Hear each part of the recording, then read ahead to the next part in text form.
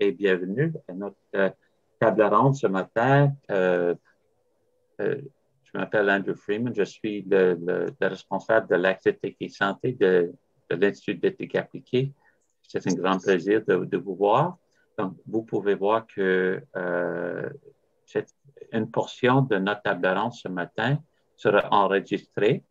Par contre, pour la période de questions après les 4 panélistes, on va fermer l'enregistrement. Donc, je vais juste accepter ça. Donc, nous sommes vraiment contents que vous êtes avec nous aujourd'hui pour cette discussion importante.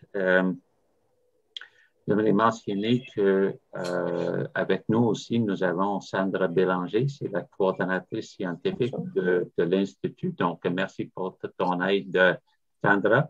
Entre autres, pour les personnes qui, si vous utilisez la fonction chat, c'est Sandra qui va garder un œil sur ça et nous aider de ne pas oublier les choses.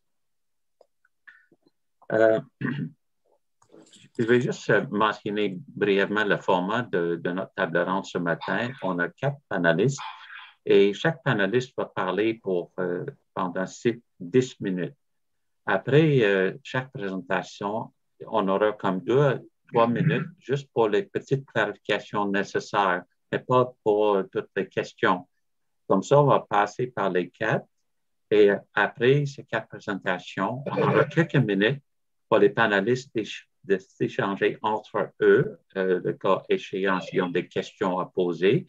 Mais évidemment, on protège beaucoup de temps pour la discussion générale avec tout le monde ensemble. Donc, on va certainement accepter vos questions, vos commentaires avec grand plaisir. Comme on a indiqué dans la description de cet événement, prend soin de chaque citoyen dans un monde post-COVID en répondant à ses besoins de manière éthique nécessite l'engagement et le partenariat soutenu de tous les acteurs de sciences sociales, comme les universités, les organismes de santé et de services sociaux, les organismes professionnels, les différentes administrations, etc. Dans cette perspective, l'objectif de cette table ronde est double. D'un part, réfléchir aux mises en relation possibles dans un mode de post-COVID entre soins, citoyenneté et éthique d'un point de vue tant théorique que pratique. D'autre part, présenter des exemples concrets d'engagement et de partenariat visant cette mise en relation tout en portant attention à leur nature, leur effectivité et leurs défis. Ça me donne beaucoup de plaisir de présenter mes collègues panélistes ce matin. Et c'est important aussi de mentionner tout de suite que cette table ronde, c'est un exercice collaboratif entre l'Institut d'éthique appliquée de l'Université Laval et nos collègues de l'Université de Lausanne et spécifiquement au Centre interdisciplinaire de recherche en éthique de CIR. Et c'est la première parmi, qu'est-ce qu'on espère, d'être plusieurs événements de collaboration entre nos 2 instituts. Et c'est vraiment un plaisir pour nous, Christelle et moi, de faire cette collaboration. Donc, premièrement, j'aimerais présenter M. Lazare Benarrayo. Lazare est médecin et philosophe, professeur émérite d'éthique et philosophie de la médecine et membre de CIR à l'Université de Lausanne. Il a notamment publié Éthique et responsabilité en médecine et co-dirigé la philosophie de soins, éthique, médecine et société, les classiques de soins ainsi que chemin de l'interdisciplinarité, connaissance, corps, langage. Son prochain ouvrage, Soins et bioéthique, réinventer la clinique, va apparaître aux presses Université de France en mai de cette année. Deuxièmement, j'aimerais présenter Mme Nadia Egert. Mme Egert est directrice du CIR et maître d'enseignement et de recherche en éthique à l'Institut des sciences sociales des religions de la Faculté de théologie et des sciences des religions de l'Université de Lausanne. Après ses études en théologie et en sciences politiques à l'Université de Genève, elle obtient en son doctorat et sciences de la vie en éthique et philosophie de la médecine à la faculté de biologie et de médecine de l'Université de Lausanne avec une thèse intitulée Enjeux éthiques des nouvelles technologies de la reproduction, une conception de la justice à l'interface de l'éthique, du care et de l'approche des capabilités. Ces champs de recherche et d'enseignement portent tant sur l'éthique fondamentale, éthique du care, philosophie du soin, approche des capabilités, que sur l'éthique appliquée, bioéthique, éthique de la délibération, éthique de la recherche. Et elle est également présidente du conseil d'éthique de HEVIVA, Association vaudoise d'institutions médico-psychosociales. Bienvenue. Madame Christelle Landir-Sislac est professeure titulaire à la faculté de droit de l'Université Laval et responsable de l'éthique, justice et droit de l'Institut appliqué ici à l'Université Laval. Elle est aussi membre du Comité national d'éthique sur le vieillissement. Ses recherches s'articulent autour de deux axes principaux, ayant déjà donné lieu à plusieurs publications dans ces revues scientifiques et à des collaborations interdisciplinaires entre l'Université Laval, l'Université de Lausanne et l'Université Jean Moulin Lyon 3. Ce premier axe de recherche s'intéresse au rapport entre le droit civil et les droits fondamentaux de la personne humaine dans une société plurielle, démocratique et sécularisée. Son second axe, par la mobilisation d'approches narratives, travaille à redonner chair au jugement juridique en contexte pratique en vue de l'aborder comme une expérience herméneutique et éthique concrétisant un vécu humain singulier. Et pour moi-même, je suis un professeur agrégé au département de réadaptation dans la faculté de médecine. Je suis un chercheur régulier au VITAM, le Centre de recherche sur la santé durable. Et j'ai un grand intérêt dans les professions, le professionnalisme et l'interface entre la pratique des professionnels et le contexte de cette pratique. Donc, encore une fois, bienvenue à mes collègues panélistes et bienvenue à tous nos participants. Et donc, on va commencer. Et l'ordre des présentations, on va commencer avec Mme Egert, ensuite Christelle, ensuite moi, et on va finaliser avec M. Benareyo. Donc, avec tout ça, donc, c'est à toi, Nadia. Merci, Andrew. Alors, je vais juste partager mon écran. Petite 2 minutes.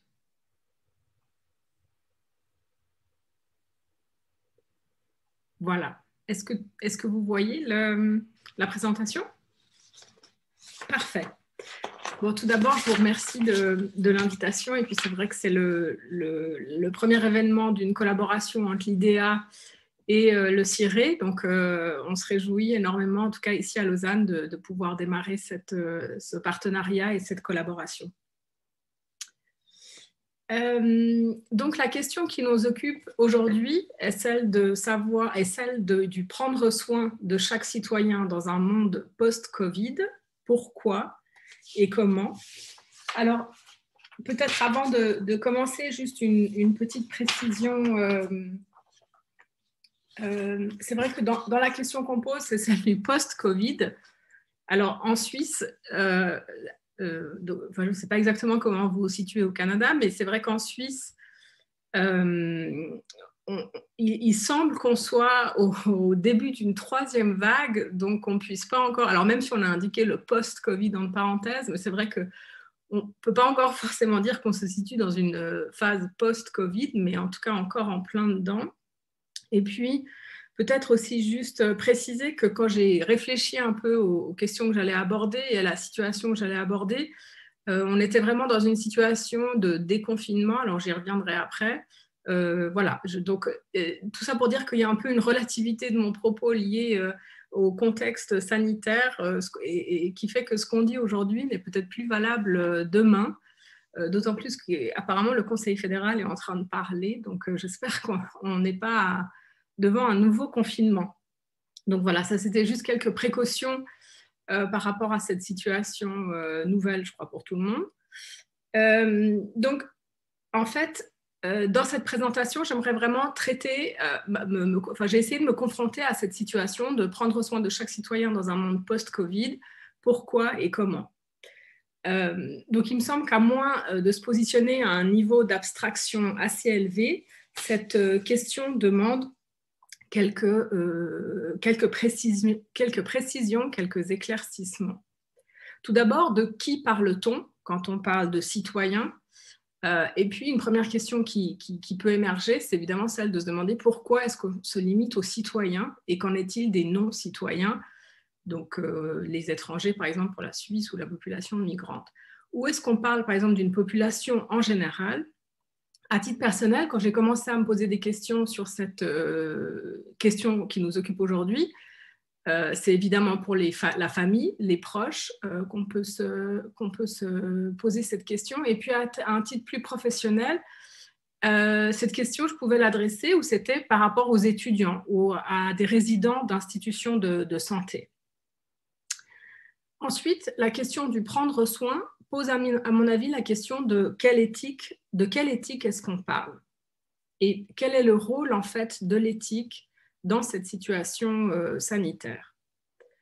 Donc, ce sont, à mon avis, des termes qu'il faut préciser pour pouvoir ensuite répondre aux questions du comment et du pourquoi qu'on a donné en titre de cette présentation. Donc, pour commencer, je voulais aborder la question du prendre soin, qui pose à mon avis l'éthique, la question de quelle éthique on parle ici. Est-ce qu'on parle de la bioéthique, d'une éthique déontologique ou libérale? Comme on l'a mentionné avant, la question posée l'est à un niveau d'abstraction assez élevé. On pourrait donc se situer dans une perspective de bioéthique ou d'éthique libérale et poser la question en termes de droits et d'obligations. Les citoyens, en tant que faisant partie d'un État, bénéficieraient d'un système de santé performant et adapté et qui auraient droit donc à être pris en charge en cas de Covid. Les citoyens, en ce sens, participent financièrement à un système de santé par le biais, en tout cas en Suisse, d'une assurance maladie et qui leur garantirait cet accès aux soins et une prise en charge. Les campagnes de vaccination actuellement en cours participent à ce processus de réalisation du droit à la santé. Un peu schématiquement ici, on pourrait dire que le vaccin suppose une prise en soin de la maladie du Covid en termes de santé publique en tout cas. Cette perspective me paraît toutefois limitée ou trop abstraite, comme je l'ai déjà dit, et c'est la raison pour laquelle la question du prendre soin du citoyen doit faire appel, à mon avis, à une autre lecture. Il me semble que le fait même de poser la question en termes de prendre soin appelle une autre éthique.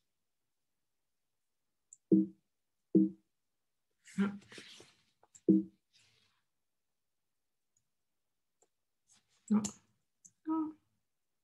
Pardon. Voilà. Je ne sais pas ce qui s'est passé. Ah non, c'était juste. Voilà, excusez-moi, je me suis un peu perdue avec mes PowerPoint. L'éthique du care me semble ici, ou en tout cas ce qu'on pourrait appeler plus largement une éthique du soin, ou des éthiques du soin, ou des éthiques du care, en fait, je vais faire référence à un cadre assez large, me semble être en fait une perspective éthique qui traite de la question du soin et qui me semble être plus pertinente pour notre propos. D'abord, juste pour la définir en quelques mots assez rapidement, donc le care étant une activité, une pratique, que aussi une éthique du care. Donc, Johan Trotto, dans son ouvrage « Un monde vulnérable pour une politique du care », définit les 4 phases du care. À quoi correspondent 4 catégories morales qui sont en fait les 4 catégories qui représentent en quelque sorte l'éthique du care. Donc, le care est une activité qui se conjugue en 4 phases. La première consiste à se soucier d'eux. La deuxième phase, à prendre en charge. La troisième phase, à prendre soin. Et enfin, la quatrième et dernière phase, qui est celle de recevoir le soin. À ces 4 phases qui définissent ce que constitue un bon care, Trotto renvoie 4 valeurs fondamentales ou 4 aspects moraux du care qui définissent son éthique du care. La première est l'attention. Elle correspond à la première phase du care, se soucier de, et exige la reconnaissance d'un besoin et la nécessité de s'en soucier. L'ignorance ou l'inattention aux autres constitue ici un mal moral. La responsabilité correspond à la deuxième phase du care, qui est prendre en charge.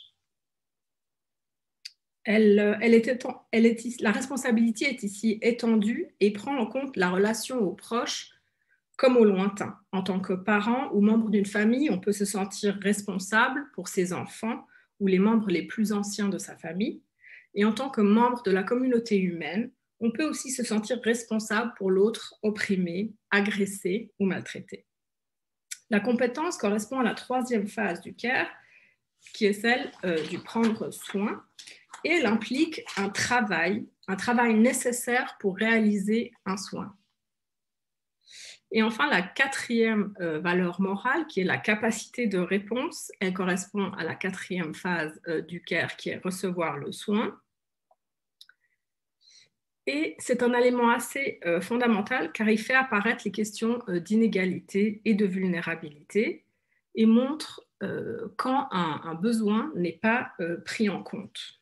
Il permet de montrer une situation de vulnérabilité, laquelle exige une réponse, donc une forme d'aide. Comme je vous le disais tout à l'heure, l'éthique du care est certes une éthique, mais je pense qu'elle appartient à un groupe d'éthique ou à une perspective éthique plus large, où certains éléments sont à mon avis importants, qui sont ces éléments suivants que je vais souligner maintenant. Donc, ce qui est important, c'est que c'est une éthique qui est ancrée dans un contexte. Il s'agit ici de définir des besoins. Donc, il ne s'agit pas de faire des promesses ou de nommer des droits qui seraient d'une certaine manière idéalisés, mais il s'agit bien de définir des besoins auxquels il faudra répondre par un travail concret. Tout ceci appelle à une responsabilité assez forte et qui fait appel à la figure de l'autre et à la relation. Il y a ici, il me semble, un renversement de perspective important, contrairement à ce qu'on pourrait voir dans une éthique du droit ou du devoir, ou une éthique plus individuelle, qui serait, ce n'est plus moi en tant qu'individu qui affirmerait mon droit à avoir accès à un soin ou à avoir accès à la santé, par exemple, mais il s'agit de se poser la question de quelle est ma responsabilité à l'égard de l'autre, ma responsabilité par rapport à un besoin que j'ai pu identifier.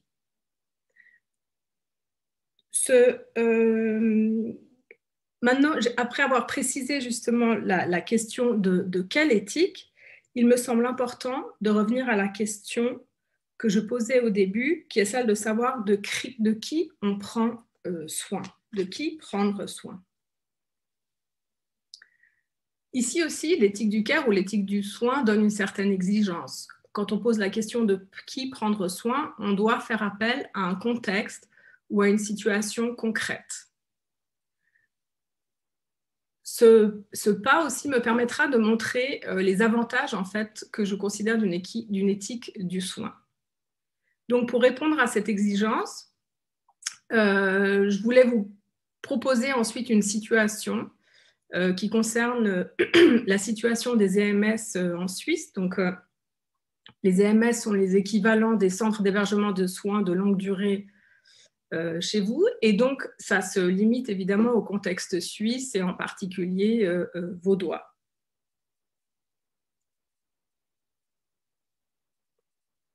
Voilà, donc la situation sanitaire, d'où ma remarque aussi de tout à l'heure.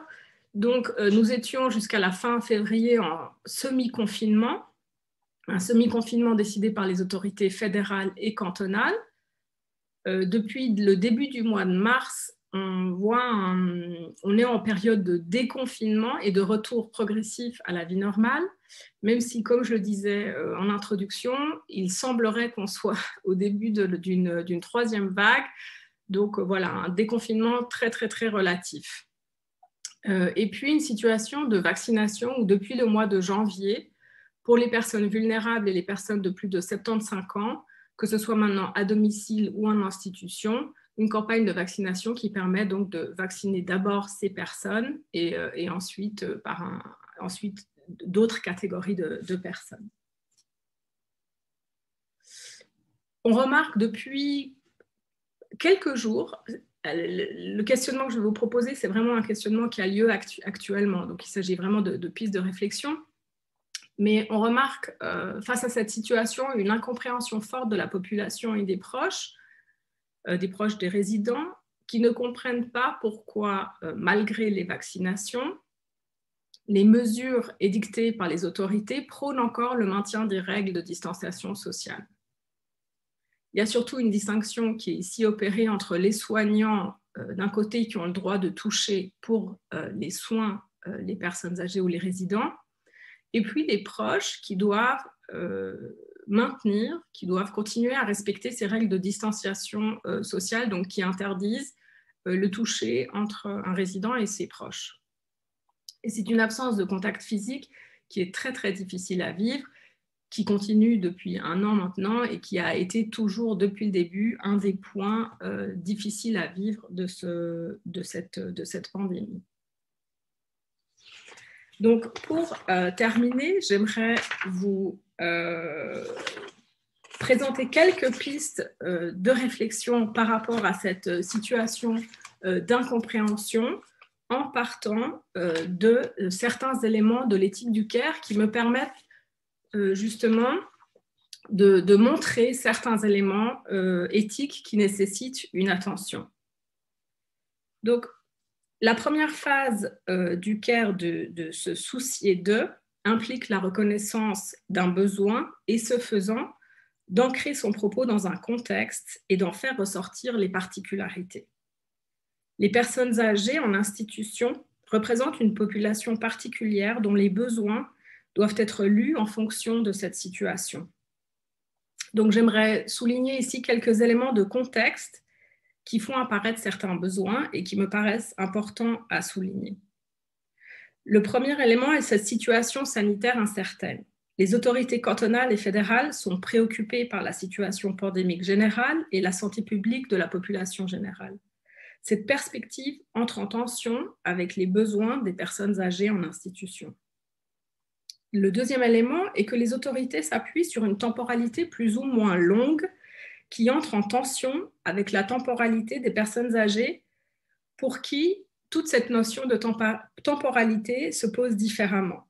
Donc, c'est vraiment une tension entre cette temporalité longue de la santé publique et la qualité de vie des personnes âgées. Le troisième élément est que justement, vivant en institution, ces personnes sont soumises à un cadre qui diminue leur marge de manœuvre. Par exemple, l'interdiction des visites lors de la première vague. Si on pouvait s'autoriser de sortir de ce cadre dans le domaine privé, ce n'est pas le cas pour les personnes qui vivent en institution, ou en tout cas, c'est beaucoup plus compliqué. Et le quatrième élément, c'est que dans plusieurs institutions ou permanences téléphoniques que je connais, de plus en plus, les proches et les résidents témoignent de cette souffrance de n'avoir pu se toucher et entrer en contact physique depuis maintenant une année. C'est vraiment un besoin fortement éprouvé. Un deuxième élément qui permet une piste de réflexion sont les deux phases du care de Joan Tronto, donc la deuxième et la troisième, la phase du prendre en charge et la phase du prendre soin, qui font ressortir, à mon avis, une lacune et un manque de reconnaissance d'un besoin des personnes âgées. Les soins médicaux des personnes âgées sont pris en charge et les soignants effectuent ces soins avec compétence, qui est la troisième valeur morale du care. Il y a toutefois ici, me semble-t-il, un besoin qui n'est pas pris en compte et qui ne constitue pas un soin médical ou technique, donc pas forcément de compétence, mais qui est le besoin relationnel de la personne et de la personne âgée en particulier. Ce besoin relationnel que la crise fait émerger de manière aiguë, notamment lors de la limitation des visites depuis mars 2020. Une conception ici limitée du soin au contact et à la relation clinique entre soignants et résidents ne permet pas, à mon sens, de répondre, ou en tout cas de manière uniquement partielle, aux besoins relationnels du résident. Mon troisième point que je voulais soulever ici, donc comme piste de réflexion, est la question de la responsabilité, qui est la deuxième catégorie morale de Toronto et qui répond aux phases 2 et 3 de l'activité du CARE, qui nous a permis justement de souligner ce manque de reconnaissance du besoin relationnel de contact avec l'autre.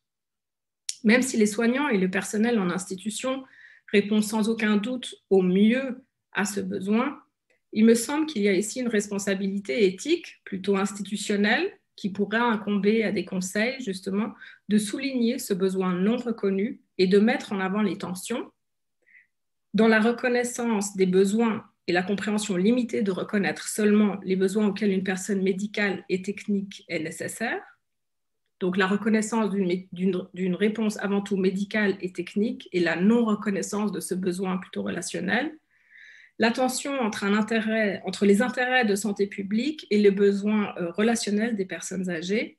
Et enfin, cette tension entre la temporalité longue des autorités et une temporalité plus relative des personnes âgées en institution. Enfin, le quatrième élément, donc la réception et la capacité de réponse. Elles sont ici les quatrièmes phases du CARE et la quatrième catégorie morale du CARE, de l'éthique du CARE. Elles permettent encore une fois de souligner la non-réponse donnée aux besoins identifiés et elles permettent aussi de souligner que de la réponse technique, ici le vaccin, ne découle pas encore la réponse relationnelle qui est la reprise de contact. Ces éléments représentent à mes yeux quelques pistes de réflexion nécessaires dans la situation actuelle. L'éthique du CARE est plus largement une éthique du soin, en s'appuyant sur des concepts clés comme le souci d'autrui, le besoin, le contexte et la responsabilité éthique, permet de souligner qu'une réponse uniquement technique n'est pas suffisante.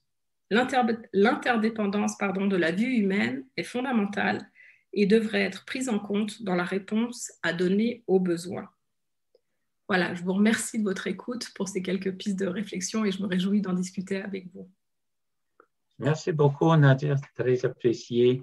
Donc, on va prendre, comme je l'ai dit au début, on va prendre 2 minutes. Est-ce qu'il y a des petites questions de clarification à poser à Mme Guerre avant qu'on procède avec notre deuxième panéliste?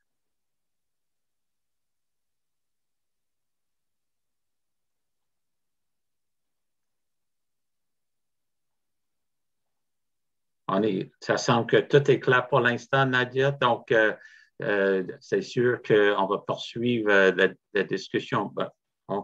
Entre autres, moi, j'ai des questions pour toi à la fin, donc c'est vraiment intéressant. Merci beaucoup. Donc, maintenant, Christelle, je te donne la parole pour ta présentation. Merci. Oups. Est-ce que vous voyez le diaporama? Non, on voit tes courriels. Ah bon, ben c'est bien. Super, on recommence. En tout cas, on n'a rien lu. C'est bien, vous êtes bien. Est-ce que là, vous le voyez cette fois-ci? Oui. Oui. Bon, il faut toujours que je le fasse 2 fois. Bonjour à tous. C'est toujours comme ça pour le partager. J'espère que vous allez bien. Moi, je vais m'inscrire un peu. Ça me fait plaisir d'être là parce que ça fait longtemps qu'on a une collaboration avec Lazare, puis Nadia s'est jointe à nous, puis avec Andrew. Donc, c'est un peu comme l'a dit Andrew, un début de réflexion. Puis Nadia l'a bien dit, on avait mis post-Covid parce qu'on espérait qu'on serait peut-être un peu sorti. Il y avait peut-être un aspect d'espoir là, mais c'est sûr qu'on est encore dedans. Donc, on essaye un peu de voir ce qui est en train de changer, ce qui est en train de se transformer, puis de lancer une réflexion. Donc, après, ce serait important de pouvoir échanger avec vous pour essayer de poursuivre la réflexion. Moi, ce que j'ai essayé de faire dans le travail, c'est un peu reprendre ce que Nadia a posé sur les éthiques du CARE, le fait de se soucier, de prendre en charge, de prendre soin, de recevoir le soin, mais de le remettre un peu dans le contexte québécois, puis surtout au niveau du droit. Puis on voit bien que dans cette situation-là, il y a vraiment un acteur important qu'on avait tendance un peu dans une société libérale à vouloir un peu mettre de côté, c'est l'État. Il y a vraiment un rôle de l'État important dans cette situation. Et on voit que dans son activité, au niveau des administrations notamment, il est toujours à chercher un équilibre instable un peu entre la santé de la population et puis le respect de la dignité individuelle de la personne humaine. Alors, ce que je vais essayer un peu de faire, c'est à la fois de voir quel est son rôle, parce qu'on reste dans un État démocratique, même si on pose un certain nombre de mesures exceptionnelles en raison de la situation de crise, mais de voir aussi un peu tous les mécanismes de contrôle qui se mettent en place autour de lui, mais surtout en voyant par la suite qu'est-ce que ça pourra peut-être donner au niveau du prendre soin des citoyens. Alors, on voit des éléments, mais on n'a pas encore des réponses. Alors, juste un peu pour partir, donc il y a une action gouvernementale là, qui s'est mise en place dès le 13 mars. Il y a un état d'urgence sanitaire qui a été établi au Québec et c'était sur le fondement de la loi 118 de la loi sur la santé publique. Et vous voyez, on est vraiment dans l'enjeu d'une menace grave à la santé de la population réelle ou imminente. Alors, à partir de là, ça va donner la possibilité au gouvernement d'agir de manière très large et l'article 123 de cette loi lui donne vraiment énormément de possibilités. Alors, vous voyez, on parle de la vaccination obligatoire, la fermeture des établissements d'enseignement, on voit même des accès possibles à des renseignements confidentiels, puis surtout, ce qui est important à la fin de la loi, vous voyez, toute mesure nécessaire pour protéger la santé de la population. Donc, on est vraiment dans la question de prendre soin de la population dans son ensemble. Alors, ce qui est important, c'est qu'on n'est quand même pas en Chine, on n'est pas dans un État totalitaire. Alors là, ce qu'on appelle en droit, on appelle ça un pouvoir discrétionnaire. Ça veut dire que oui, c'est un pouvoir important qui lui est donné, mais il reste fondé et encadré par le droit. Et ça veut dire qu'il doit toujours agir dans le cadre de l'objet de la loi sur la santé publique. Et vous voyez, son objet, c'est vraiment protection de la santé de la population. Et il doit surtout agir pour maintenir des conditions favorables au maintien et à l'amélioration de l'état de santé et du bien-être de la population en général. Donc, c'est un peu cette balance dont Legault parle tout le temps. Il y a la santé qui est compris au sens global, physique, psychologique, social. Alors, bien sûr, en temps de pandémie, c'est tout un défi. Et autre chose importante, c'est que aussi son activité gouvernementale va être encadrée, bien sûr, par le respect des droits fondamentaux qu'on retrouve dans les chartes, qui est posé le respect de la dignité de la personne humaine. Alors, on retrouve les éléments de l'autonomie de la personne, de sa sauvegarde. Alors, j'ai refait les liens avec les principes éthiques, non-malfaisance, bienfaisance et intégration, question de justice. Alors, c'est toujours les articles 7 de Charte canadienne, article 1 de la Charte québécoise. On retrouve droit à la liberté, droit à la sécurité, à la sûreté.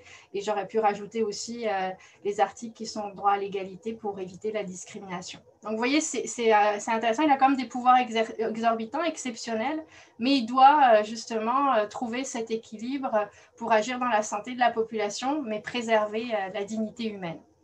Alors, juste, encore une fois, comme on est encore dedans, les choses se transforment, mais ce qui est vraiment intéressant, c'est qu'on voit qu'au niveau de l'école, puis aussi au niveau des CHSLD, il y a vraiment la question du collectif et de l'individuel qui est vraiment posée et de la vulnérabilité des personnes qui est posée à l'État, et ça se pose à travers des questions très concrètes. Alors, au début, ce que je voulais un peu vous montrer, c'est qu'il y a vraiment, au niveau scolaire, dans des affaires qui sont en train d'arriver devant les tribunaux, on voit qu'est posée très fortement la question de l'articulation du droit, du soin individuel et collectif, puis on voit l'interdépendance entre les enfants et les parents. Alors, c'est le cas notamment dans une affaire, vous avez peut-être entendu dans les journaux, Carounis contre le procureur général du Québec. Alors là, c'est arrivé en fait pour contester, alors vous savez, l'action gouvernementale va être contrôlée notamment par les tribunaux. Alors, ce n'est pas de juger l'opportunité de la décision gouvernementale qui a été prise, mais de vérifier si elle est conforme au droit. Alors là, c'était un décret qui avait été pris au 19 août. Donc, en fait, vous savez que dans cette mesure d'urgence, à peu près tous les 9-10 jours, il y a un nouveau décret qui réapparaît pour confirmer l'état d'urgence sanitaire et justement, à chaque fois, il rétablit aussi dans d'autres décrets, finalement, les nouvelles règles qui s'appliquent, un peu ce que disait Nadia, finalement, il y a toujours des réajustements qui se font en fonction de la situation. Alors, dans ce décret-là, c'est le moment où il a levé, vous vous rappelez, on n'avait plus été à l'école, donc il avait levé l'obligation de fréquentation scolaire. Et en fait, le 19 août, il va rétablir l'obligation de fréquenter l'école, mais il va établir une exception, à savoir que pour les enfants qui ont un état de santé fragile ou les personnes qui pourraient résider avec lui, la possibilité, avec une recommandation du médecin, de profiter de l'accès à l'école à distance sous la responsabilité des services scolaires. Alors, cette école à distance, il faut que vous la distinguiez de l'école à la maison, parce que l'école à la maison, c'est vraiment sous la responsabilité du parent, avec le contrôle des services scolaires. Mais dans cette situation, c'est vraiment l'école qui doit, l'État qui doit assurer la responsabilité de cette école à distance. Alors, dans cette situation-là, il y avait plusieurs parents, notamment des mères, beaucoup de mères, qui disaient qu'en fait, on devrait avoir, dans le contexte de pandémie, un droit à l'école à distance sans aucune condition, sans avoir besoin de recourir à une justification médicale. Parce que justement, on était dans un contexte où le droit à la sécurité de la personne pouvait toujours être mis en danger, que ce soit bien sûr pour les enfants, mais surtout pour les parents, en raison de leur interdépendance. Et les mères considéraient que c'était à elles, ou les parents considéraient que c'était à eux de déterminer le risque, le danger, et pas à l'État. Donc, en fait, pas question de passer devant, devant un médecin pour apprécier cette situation-là. Ça devait être un droit à l'école à distance en contexte de pandémie. Alors là, ce qui est intéressant, c'est que la juge de la Cour supérieure a rejeté la demande des parents et a considéré que c'était une exigence légitime que celle pour le gouvernement d'avoir décidé de passer par une recommandation médicale et que, alors, c'est un contrôle de proportionnalité qui se fait et que cette exigence était tout à fait conforme au droit. Je ne rentrerai pas dans le détail du contrôle. Alors là, c'est intéressant, c'est qui apprécie la vulnérabilité et qui prend soin des enfants. Alors, il y avait vraiment une tension entre l'État et les individus, puis c'est quand même intéressant parce que dans certaines situations, ça aurait plus tombé du côté de l'individu que du côté de l'État. Et là, on était beaucoup plus à l'idée qu'on mettait une charge trop lourde sur les épaules de l'État en mettant l'école à distance. Alors ensuite, il y a une autre question qui est posée, bien sûr, c'est la vulnérabilité des aînés. Et là, c'est la question du soin des droits, mais aussi de la question de la dépendance que vivent certaines personnes, notamment pour les aînés. Alors là, pour ceux qui seraient en Suisse peut-être, mais au Québec, nous, on en entend beaucoup parler dans les médias. Donc, dans la première vague, c'est vraiment au niveau des CHSLD qu'il y a eu vraiment une faiblesse importante. C'est là où on s'est retrouvé avec des situations absolument terribles, avec des aînés laissés à eux-mêmes, peu de personnel soignant. Donc, il y a vraiment eu des situations terribles, hein, des personnes qui sont décédées. Bien sûr, il n'y a pas aussi de contrôle des infections. Beaucoup de personnes qui ont vécu énormément beaucoup de décès. Hein, la plupart des décès étaient là dans la première vague. Alors, ce qui s'est établi par la suite au niveau du droit, bien sûr, face à cette situation, les familles, je dirais, se sont un peu armées au point de vue juridique. Et donc, une manière d'engager la responsabilité civile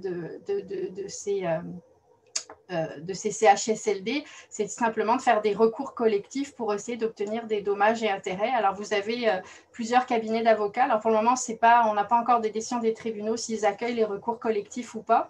Mais en tout cas, ils vont engager la responsabilité civile de ces établissements. Donc, notamment, on parlait du CHSLD Héron, je pense, ce matin dans la presse. Donc, il y a déjà des recours collectifs qui sont lancés contre ce CHSLD. Et on a vraiment des voies de recours à la fois à titre personnel de survivants pour la souffrance éprouvée d'avoir vu des gens, des membres de leur famille décédés dans des conditions terribles. Et puis, bien sûr, à titre d'héritier des personnes décédées au nom des souffrances qu'elles ont vécues. Donc ça, c'est une manière de contrôler en droit ce qui a été fait, mais bien sûr, c'est un contrôle complètement a posteriori parce que de toute façon, le mal est fait et on peut plus rien y faire. Alors, ce qui est important aussi, c'est qu'il y a le rôle aussi en ce moment de la protectrice du citoyen. Alors, c'est pareil, on est dedans de l'enquête qu'elle fait. Alors, elle est un organe central indépendant qui est nommé aux 2/3 par l'Assemblée nationale.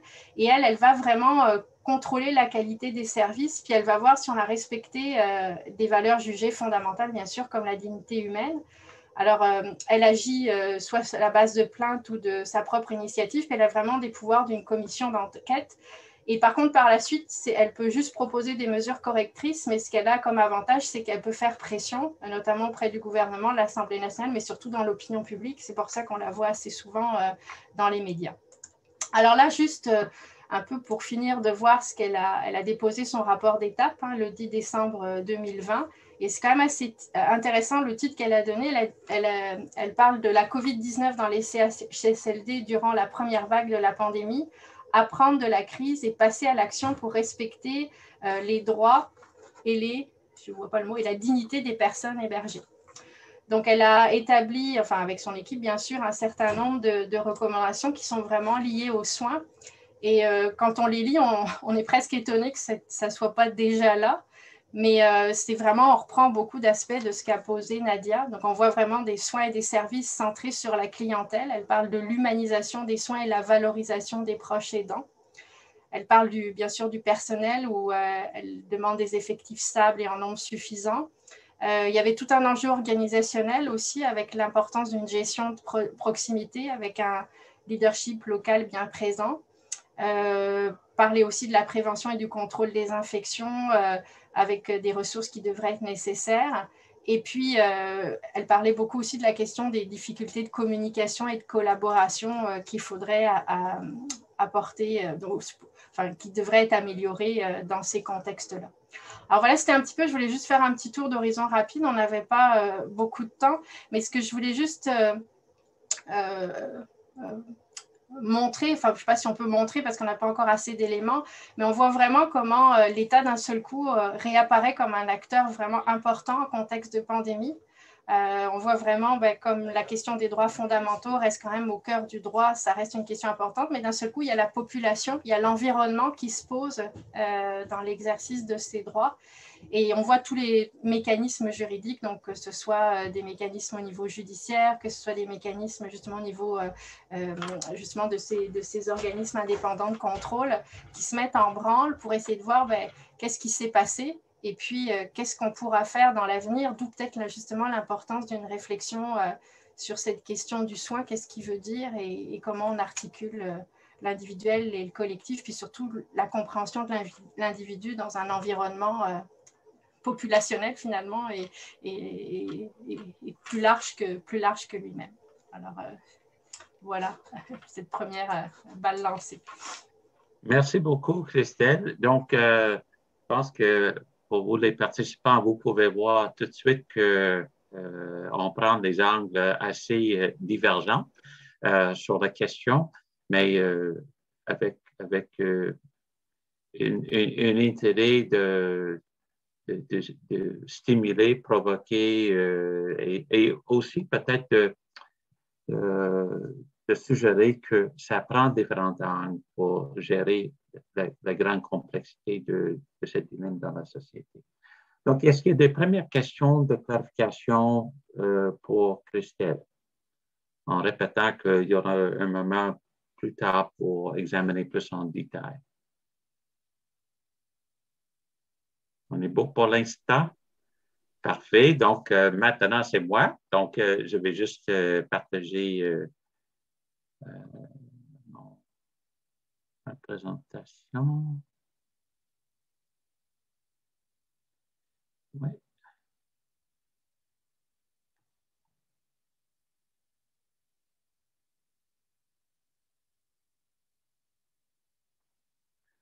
Vous le voyez?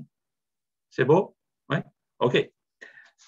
Donc, moi, je vais parler spécifiquement de la question des partenariats qui permettent la co-construction. Et dans mon opinion, c'est une perspective essentielle à prendre.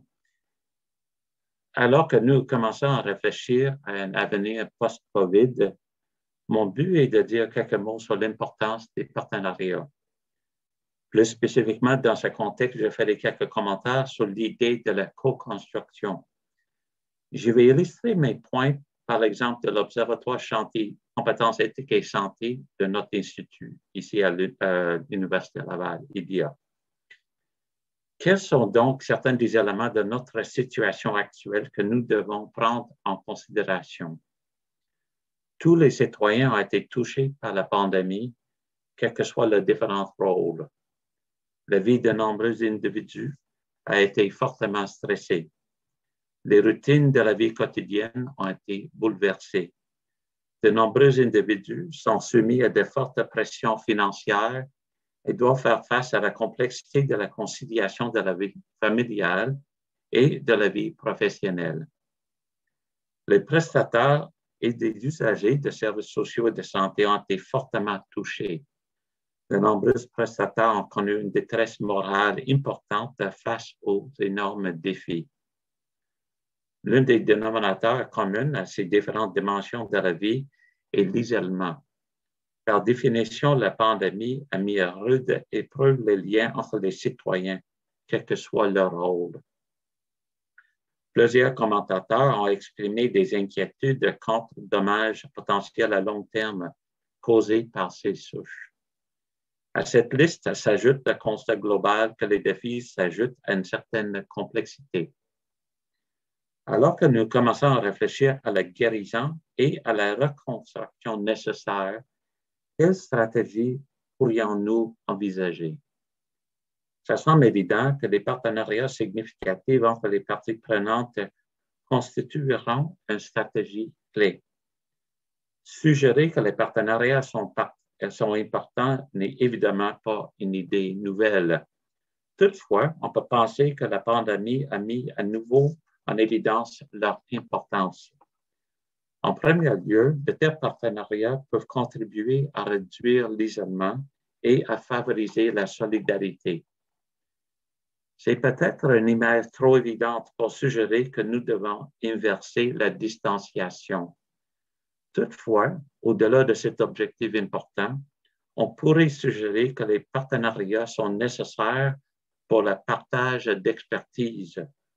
Je vais aller plus loin et suggérer qu'un ingrédient essentiel des partenariats est la co-construction.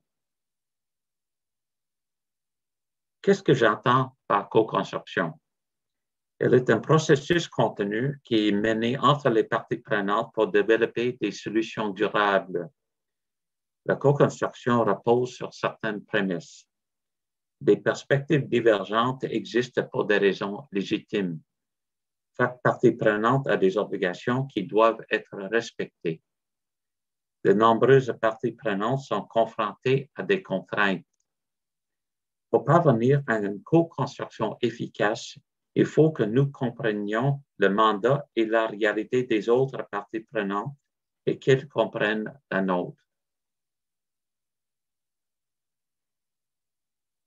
Avec la co-construction, la représentation de chaque acteur sur l'enjeu en question évolue au fil du temps pour s'inscrire dans une représentation collective qui intègre les diverses représentations légitimes des différents acteurs.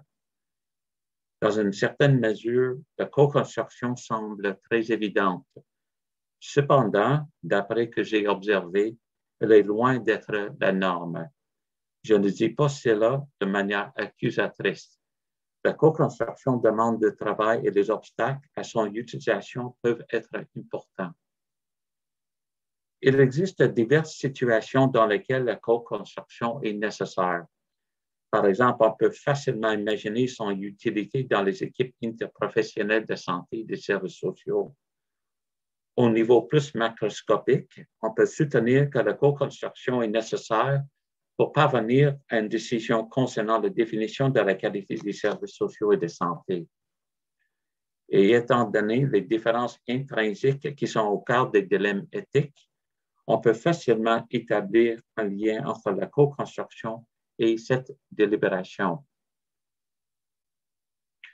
Cependant, malgré la pertinence de ces différents scénarios, l'exemple spécifique sur lequel je veux faire quelques commentaires est celui de l'Observatoire Chantier, Éthique et Santé que nous avons mis en place en 2017 ici à l'EDIA. Je n'utilise pas cet exemple comme une forme de publicité. Je veux plutôt suggérer que nous avons vu avec cet observatoire servi d'illustration puissante de la nécessité et de la puissance de la co-construction. En bref, l'Observatoire a pour but d'offrir un lieu de discussion et de réflexion favorisant l'accroissement de l'expertise individuelle et collective.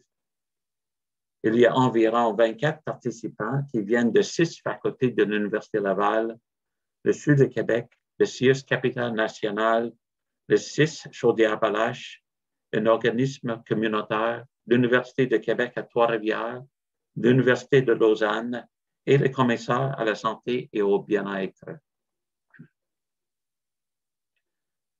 Nous avons tenu 4 à 5 réunions par an depuis le début et avons discuté de divers sujets, comme vous pouvez le voir sur cette diapositive.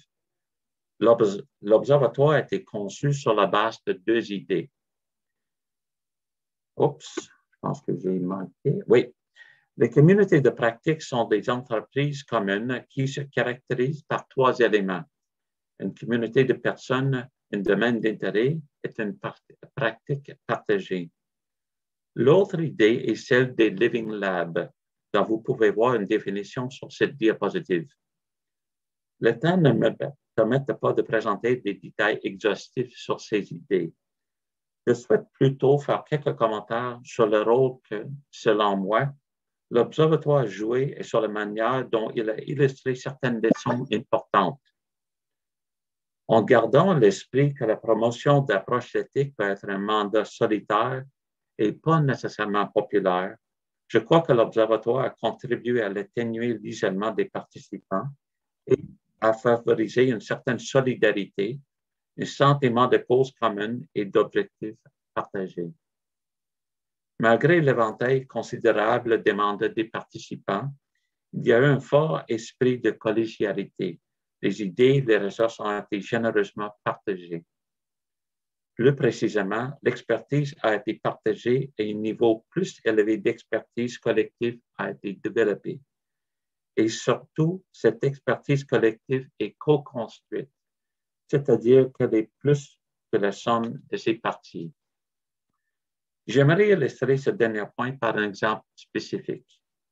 Parmi les défis spécifiques discutés ces dernières années, il y a celui de l'obtention de consentement éclairé, en particulier dans les situations où la capacité cognitive du patient peut être incertaine et où il peut y avoir des problèmes de santé et des situations familiales complexes. Certains des professionnels de la santé membres de notre observatoire ont décrit ce type de situation et les défis qui y sont associés. Par la suite, la professeure de droit de notre observatoire a fait remarquer que ces idées étaient très intéressantes et ont fait quelque peu déstabilisantes pour elle, à la lumière de la façon dont elle et ses collègues juristes considèrent habituellement les obligations de consentement éclairé.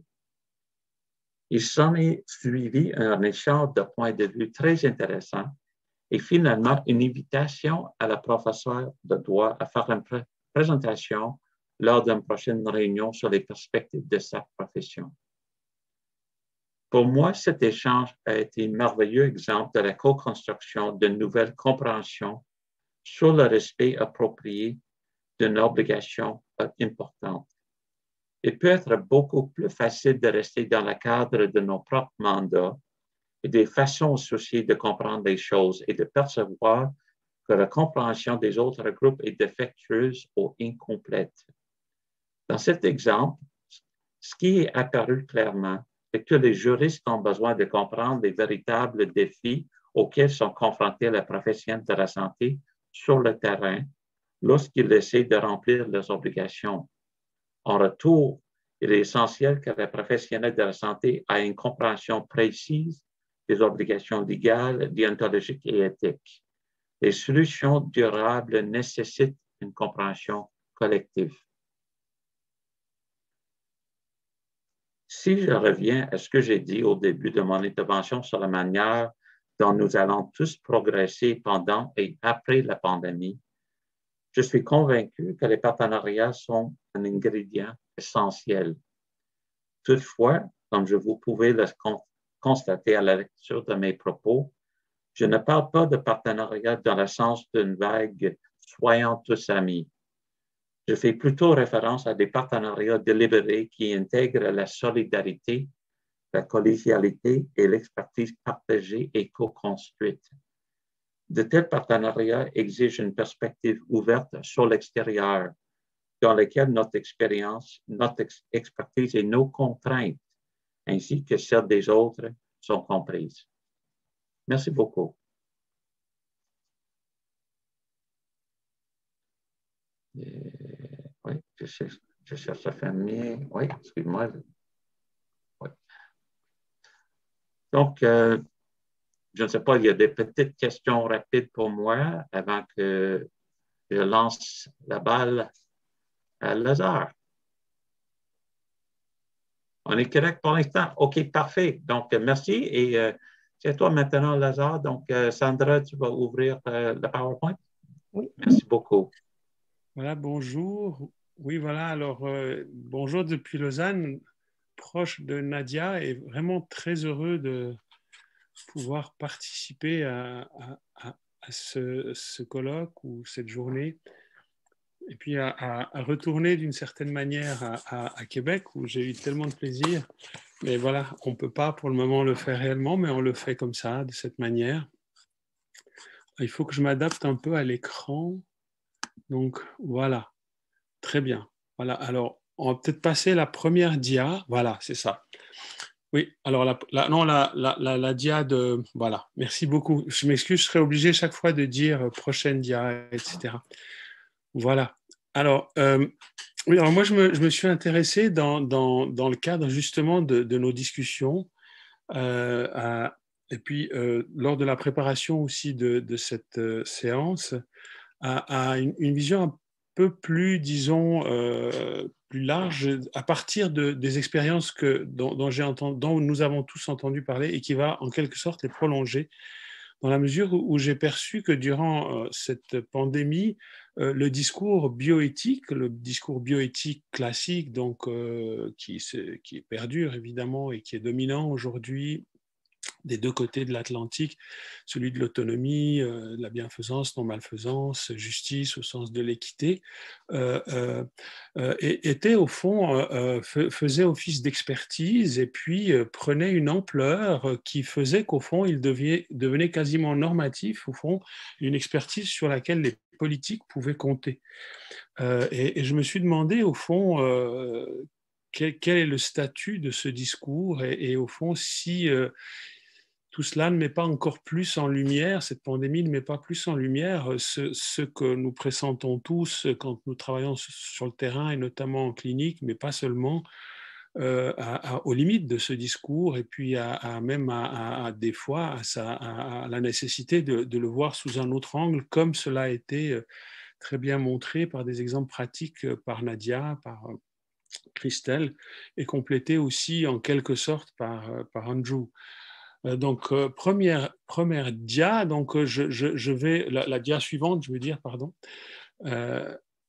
Voilà, merci. Donc, ce que je vais faire, c'est voir un petit peu avec vous très rapidement, très superficiellement, qu'est-ce que représente ce discours et où sont ses limites et comment le dépasser, le surmonter à travers une entreprise, une démarche qui a déjà eu cours et que j'aimerais en fait revivifier. Alors très rapidement, et ce sera plutôt des questions qui vont être posées dans la deuxième partie, après cette présentation brève et des limites de la bioéthique pour ouvrir la discussion.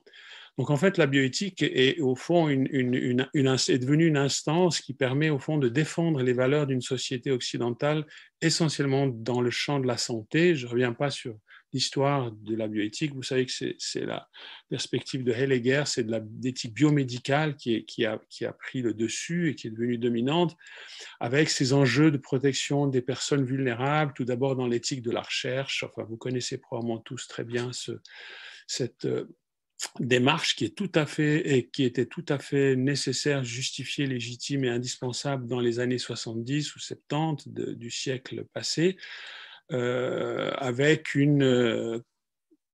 au fur et à mesure des événements qui se sont passés, et notamment maintenant, on s'occupe dans ce contexte, à la lumière de la défense de ces valeurs, essentiellement d'enjeux d'allocation des ressources rares, de ce qu'on appelle la protection des personnes vulnérables, comme vous le voyez, ces problèmes d'accès aux soins, de triage aux soins intensifs, de protection de la sphère privée, de protection des données et d'éthique de la recherche, notamment avec ces recherches qui se font dans un délai très très court, avec tous les enjeux que cela pose, plus tous les problèmes d'histoire et de philosophie des sciences que cela pose sur la manière dont la recherche évolue, etc. Mais tout cela, pour aller très vite, encore le dia suivant, qui c'est au fond, qui est intégré dans le cadre d'une institutionnalisation. Encore une fois, il y a une dimension clairement normative qui se manifeste, et c'est là un des enjeux majeurs sous forme sociale et politique majeure, qui est celui de l'expertise. C'est-à-dire qu'au fond, pour finir, ces jugements portés à la lumière de ces valeurs sur ces objets dont on a parlé sont considérés comme des expertises, même dans le champ médical. Quand on est à l'hôpital, des fois, on est pris comme éthicien pour un expert qui va apporter une réponse comme un épidémiologiste ou un cardiologue.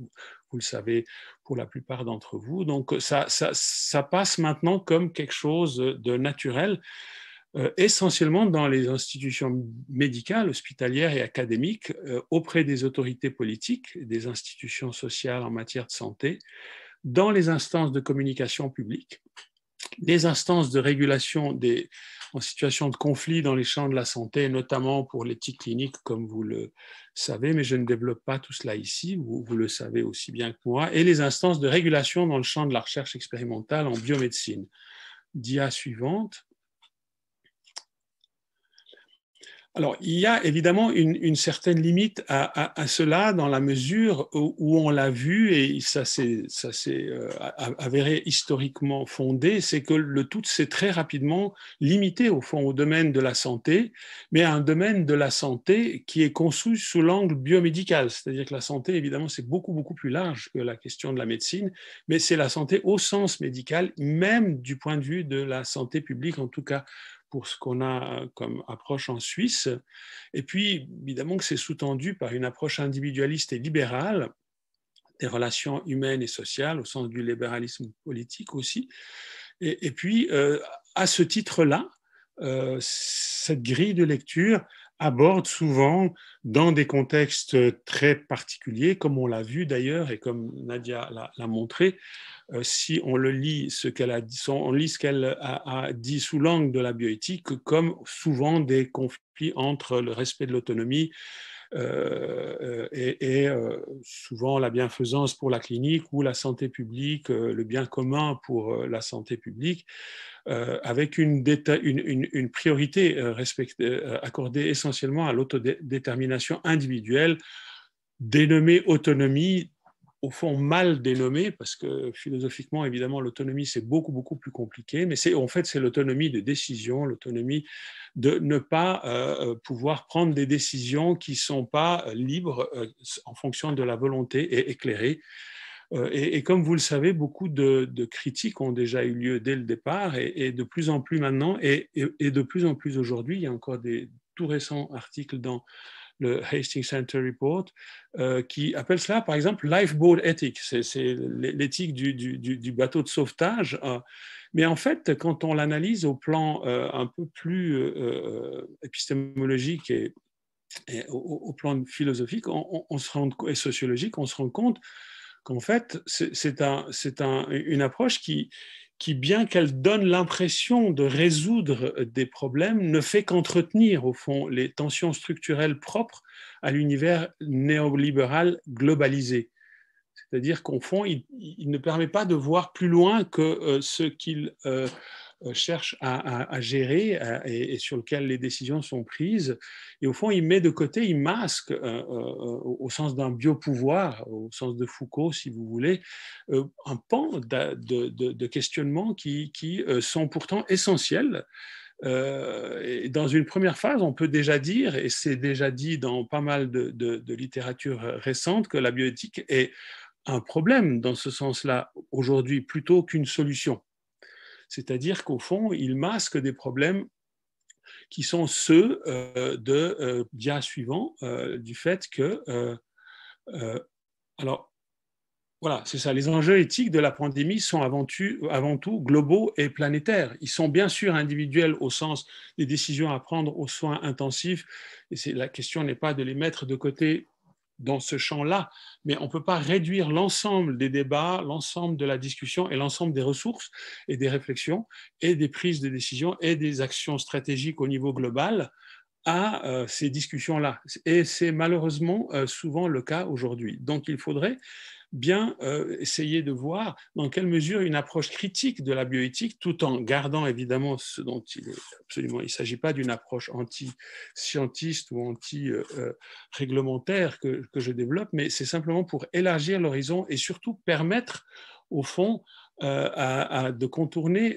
les difficultés causées par cette bioéthique, puisqu'au fond, en faisant ainsi, elle ne permet pas de voir des problèmes qui sont à la source des tensions qu'elle est supposée résoudre. Donc, il faudrait pouvoir avoir un regard beaucoup plus large et de plus grande envergure, comme cela a été d'ailleurs déjà évoqué par Nadia, Christelle et Andrew.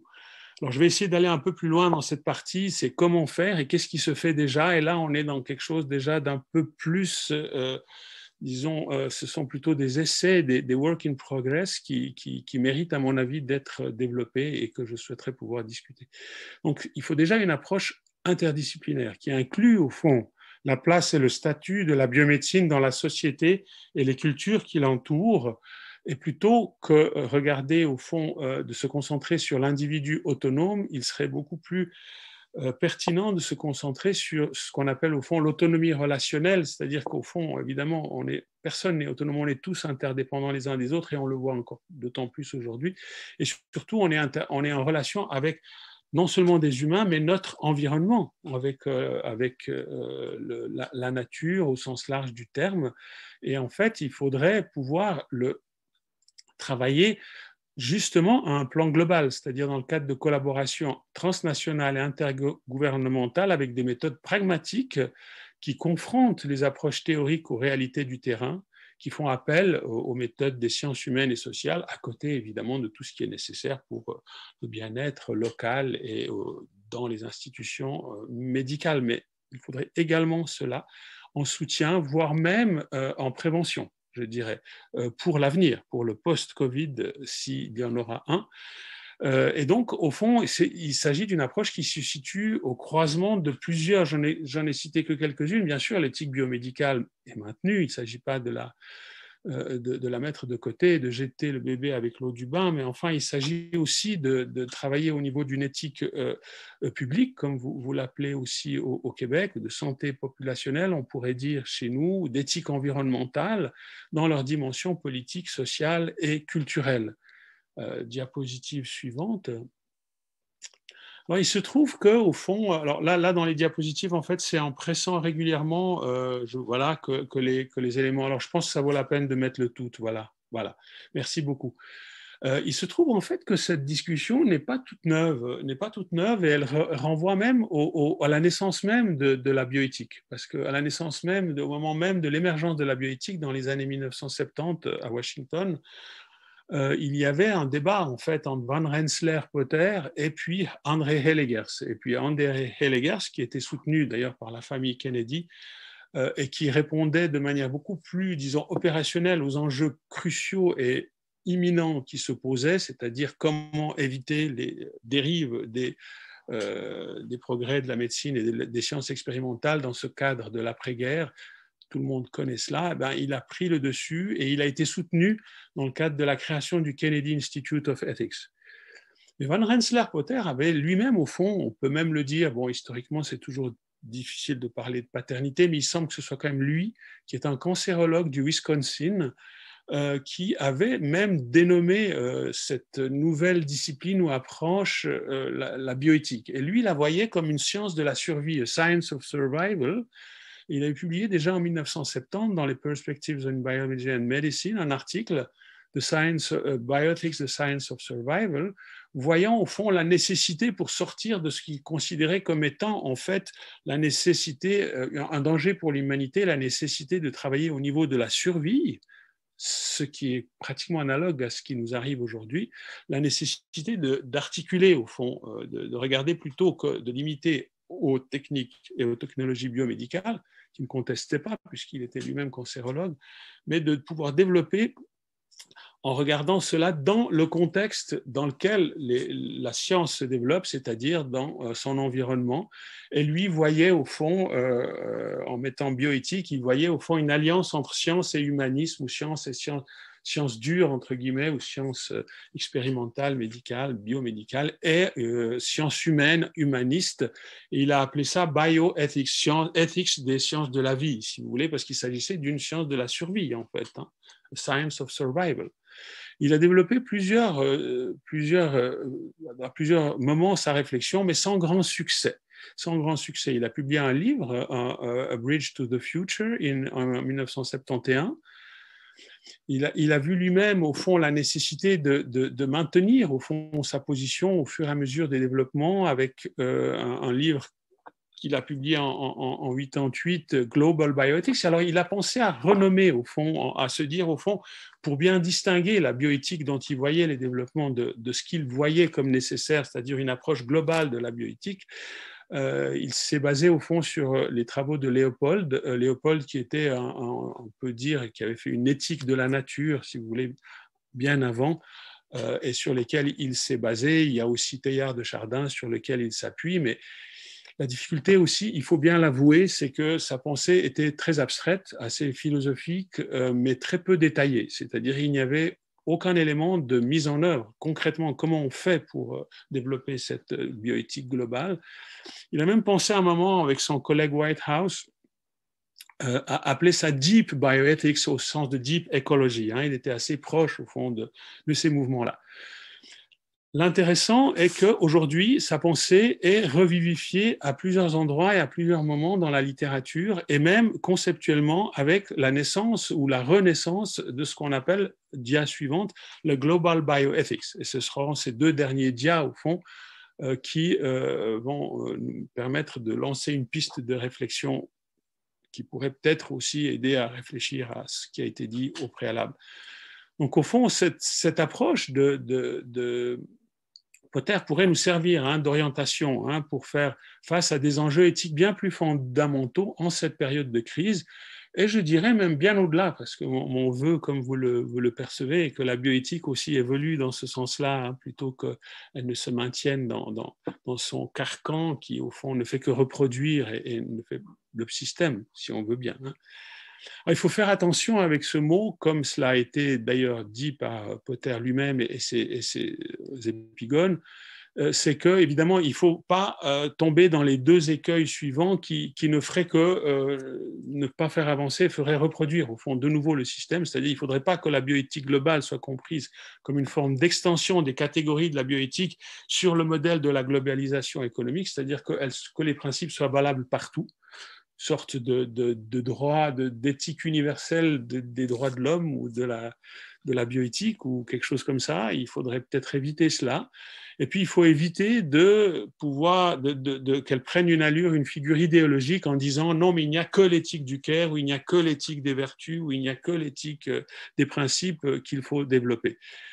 Donc, la plupart des auteurs, dont un des promoteurs les plus importants s'appelle Henk ten Have, qui est un Hollandais qui a émigré aux États-Unis, qui a fondé le Center for Global Bioethics à l'université Duquesne en Pennsylvanie. Et puis, il propose la voie moyenne. Et c'est un petit peu lui qui fait un peu autorité du point de vue réflexif, pas du point de vue idéologique, justement, de considérer plutôt cette approche comme un processus dynamique, un dialogue permanent entre les divers stakeholders autour des valeurs communes et des divergences. Donc, il faut évidemment un cadre démocratique. Ça, c'est évidemment quelque chose qui est indispensable, mais qui est difficile peut-être à réaliser partout. Et ce qui permet, au fond, la reconnaissance des différences et la convergence des valeurs communes. Et à terme, si cet idéal peut se réaliser, ce serait au fond de pouvoir respecter les personnes dans leur individualité. Donc, on a au fond un retour par ce biais-là à un respect des personnes qui serait, à mon avis, plus respectueux de la dignité des personnes parce qu'elles répondraient à leurs besoins, justement, comme l'a dit Nadia, à travers une approche effectivement d'éthique du Caire, au fond la bioéthique qui prétend respecter la dignité des personnes, mais qui au fond impose une forme à ce respect de la dignité qui est, comme on l'a vu, dans un contexte libéral et individualiste, qui n'est pas d'ordre relationnel. Dernière dia, suivante, pour conclure. Alors, en fait, il faut considérer effectivement d'emblée qu'on est dans une approche éthico-politique, c'est-à-dire qu'en fait, on ne peut pas différencier à ce moment-là. En fait, on est en réaction un petit peu contre ce que Foucault et par exemple d'autres auteurs ont appelé le biopouvoir, c'est-à-dire qu'il faut vraiment pouvoir s'intégrer la réflexion et les actions au niveau politique, donc au niveau de consortiums internationaux et d'institutions académiques. C'est pour ça que Henk ten Haaf, dont vous avez le nom tout en bas à gauche, a créé le Center for Global Bioethics à Duquesne University. Et puis, je n'ai pas eu le temps et la place pour mettre, mais il a publié déjà plusieurs ouvrages, Compendium and Atlas of Global Bioethics en 2013, Handbook of Global Bioethics 2014, Encyclopedia of Global Bioethics en 3 volumes en 2016, Global Education in Bioethics, et puis Global en 2018, et aussi récemment Global Bioethics, an Introduction. Il y a aussi la revue, maintenant Global Bioethics, qui existe. Il y a un site aussi, le GlobEthics.net. Et puis leur point fort, le point fort de Duquesne, de Henk ten Haaf à Duquesne, est vraiment de concentrer ses efforts sur l'éducation et les stratégies de développement au niveau des agences intergouvernementales.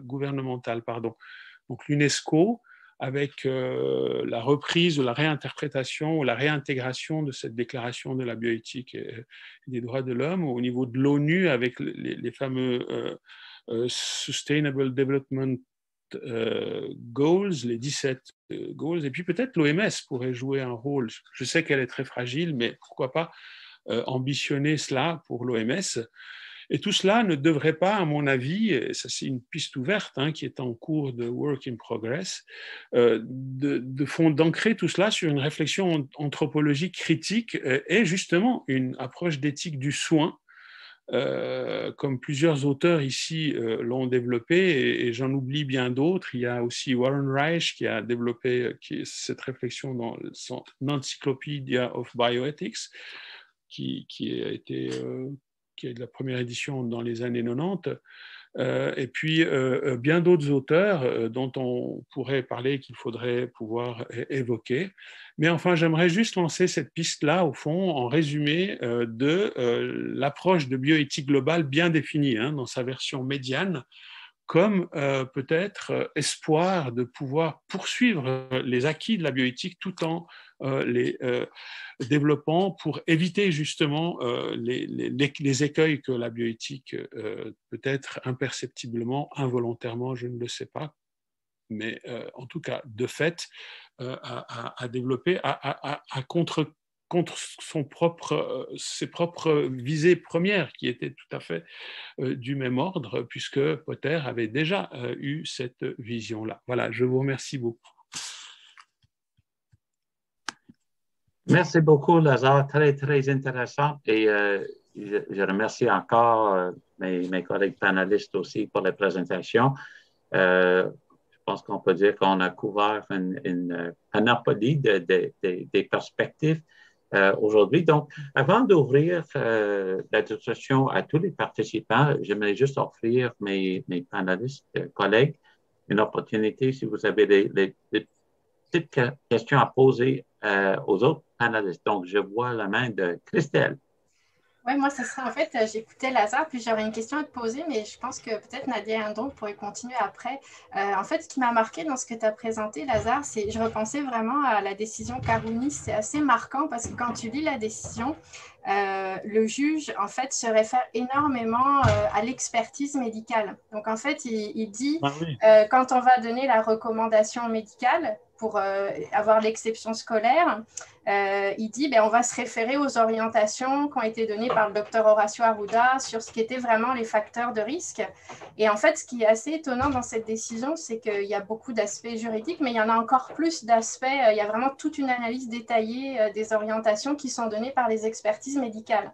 Et pour dire qu'en fait, Alors, je pense que c'est peut-être une réponse maladroite donnée aux besoins parce que c'est des parents qui sont inquiets en disant on retourne nos enfants à l'école, mais au fond, on ne sait pas ce qu'est vraiment la COVID. On a identifié des facteurs de risque, mais rien ne me dit que si l'enfant le ramène à la maison, nous, ça ne va pas être une situation catastrophique. Puis ce qui est vraiment intéressant, c'est de dire c'est nous qui devrions apprécier le risque, même si on n'est pas des spécialistes. C'est nous qui devrions voir ce qu'on est capable d'assumer comme charge d'angoisse par rapport à la situation. Puis ce qui est très étonnant, c'est que le juge est assez critique. Il pique pas mal les parents tout au long de la décision en disant que c'est pas bien construit juridiquement, que la vraie question n'est pas là.